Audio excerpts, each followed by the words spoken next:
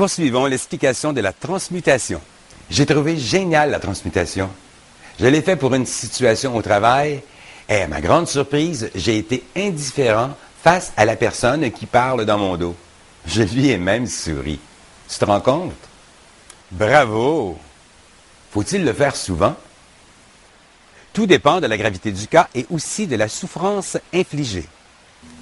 En le faisant à quelques reprises, il ne recommencera plus jamais. À l'avenir, il sera plus discret. Alors pourquoi utiliser la transmutation? Pour que tu sois toujours serein et heureux, n'accepte jamais que tes pensées aient une connotation négative, peu importe le propos. Tu y arrives, toi? Hier, justement, un de mes amis m'en faisait la remarque. Il m'a posé la même question que toi et je lui ai répondu ceci. Je ne me laisse jamais influencer, que ce soit par des propos ou par une attitude désagréable. Je ne veux pas ternir une seule journée avec le négatif des gens qui m'entourent. Tu es un saint. Non, loin de là. J'ai constaté depuis longtemps que je suis la personne la plus importante, que mes journées m'appartiennent et que je ne laisse rien perturber mon bonheur. Tu es toujours heureux. Je fais ce qu'il faut pour l'être. Tu pourrais faire la même chose. Que fais-tu des imprévus, des contrariétés?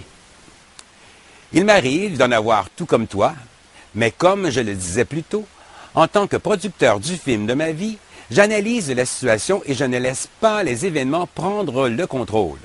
Comme réalisateur de ce film, je décide avec les moyens disponibles, soit l'univers de changer le cours de l'événement, soit par une formulation, soit en travaillant par transmutation, et parfois même je ferai une programmation selon le cas.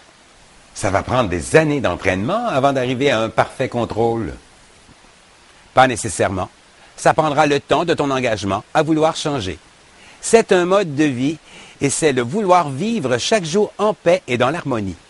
N'accepte jamais de négatif quel qu'il soit en pensée. Tes actes et tes paroles changeront à l'image du penseur. Toi, je me dis que c'est trop beau pour être vrai. C'est la réalité à la seule condition d'être motivé à rester heureux.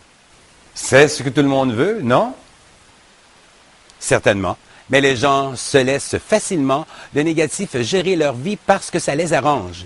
Ils n'ont aucun effort à faire et ils subissent tous les aléas sans contredit. Mais il y a des gens qui mènent une bonne vie et qui subissent toujours des épreuves. La réponse est simple, ça se situe au niveau karmique.